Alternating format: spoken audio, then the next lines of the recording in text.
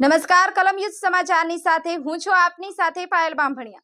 તો જોઈએ આજના મહત્વના સમાચારમાં।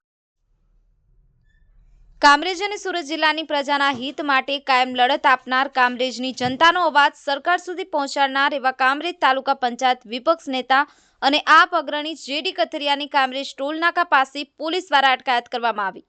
આમ આદમી પાર્ટીના નેતા જેડી કથિરિયાની માંગણી છે કે સુરત અને જિલ્લાના તમામ JJ5 અને JJ19 પાર્સિંગના વાહનોને કામરેજ ટોલ નાકા પર ટોલ નાકામાંથી મુક્તિ આપવામાં આવે। તમામ કાર્યકરોને કામરેજ પોલીસ સ્ટેશન ખાતે લાવવામાં આવ્યા છે। ગઈકાલે સુરત મહાનગરપાલિકા વિપક્ષ નેતા પાયલ સાકરિયા, ઉપનેતા મહેશભાઈ અણગણ, વિપક્ષ દંડક રચનાબેન હિરપરા સહિતના કોર્પોરેટરોએ પણ જેડી કથિરિયાની વાજબી માંગણીને સમર્થન આપ્યું હતું। આમ આદમી પાર્ટી જનતાનો અવાજ બની અને બહેરી સરકારના કાન સુધી પહોંચાડવામાં હંમેશા અગ્રેસર ભૂમિકા ભજવતી આવી છે। ભવિષ્યમાં પણ લોકોના પ્રશ્નો બાબતે અગ્રીમ લડત આપશે।